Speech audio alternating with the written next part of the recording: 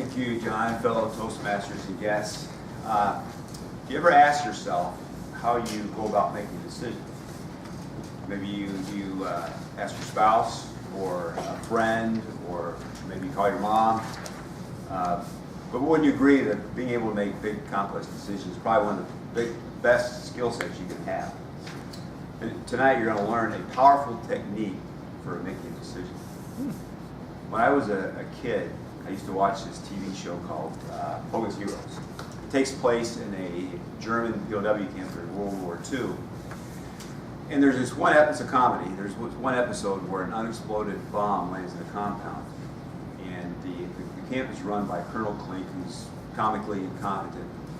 And he tells Colonel Hogan, who's the ranking POW officer in the camp, that he must defuse this bomb because it's an American bomb.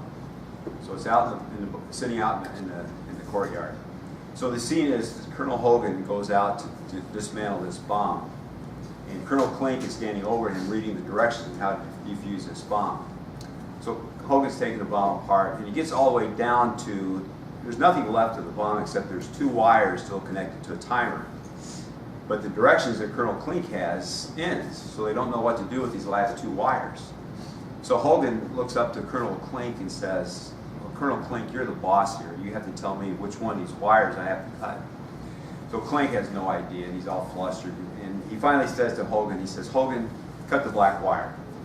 So Hogan reaches in with his wire cutters to cut that black wire.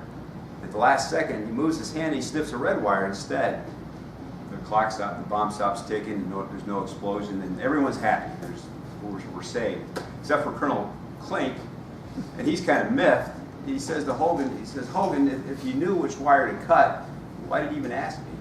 And he looks up at Klink and he says, Colonel Klink, I didn't know which wire to cut, but I knew that you'd picked the wrong one. Oh.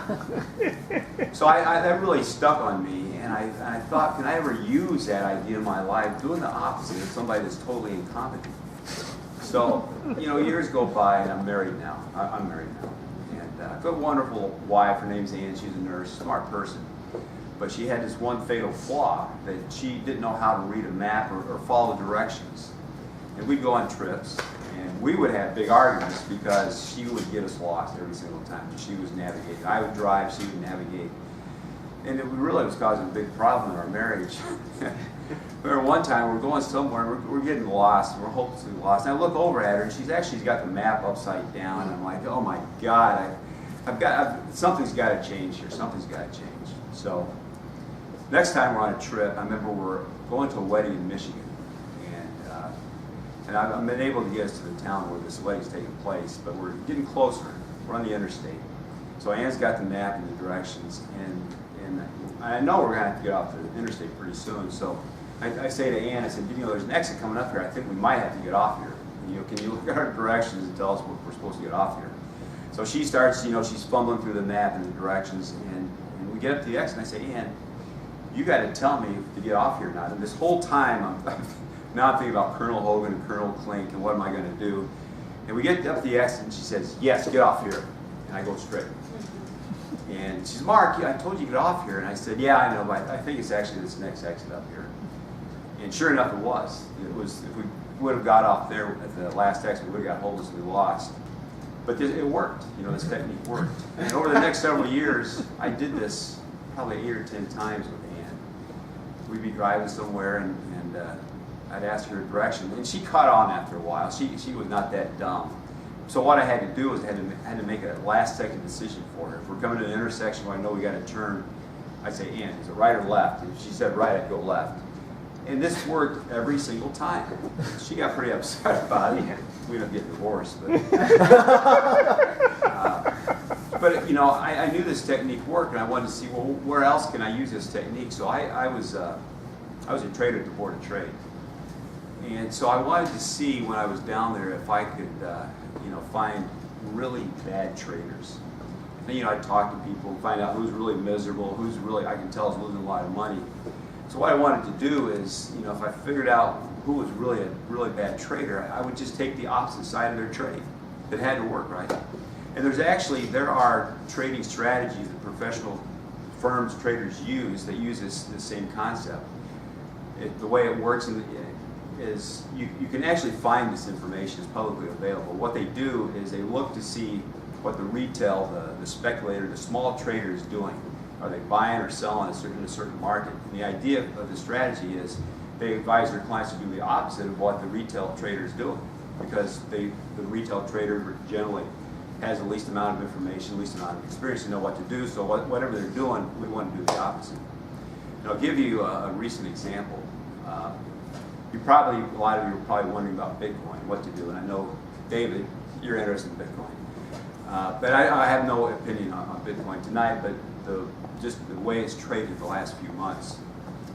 Back on November 13th, Bitcoin was under $6,000. And less than 5 weeks, on December 16th, it was over $19,000. So in less than 5 weeks, it had tripled in price. Back in early February, it's back below $6,000 again. So what happened on that big price rise? If you follow what's going on in the markets, and in particular the cryptocurrencies, there was a lot. This was almost all speculative buying. There was a lot of speculators, and it's actually coming from a certain part of the world where those speculators are known to be notoriously wrong. So if you knew that, if you knew what was going on, you'd want to be doing the opposite. So at a minimum, you knew not to get involved, because this was trouble coming. And in fact, what you could do, you could actually do the opposite. You could do what's called shorting the market. You can actually make a bet on that underlying security to go down. You can actually make money doing the opposite. So the point is that you may have people in your life that just drive you crazy, but you know they're always wrong about everything they tell you. So you don't want to shun those people. You actually want to embrace those people, because those people could be the biggest ally you have when it comes to making decisions. Because after all, if they're wrong, then the opposite's got to be right.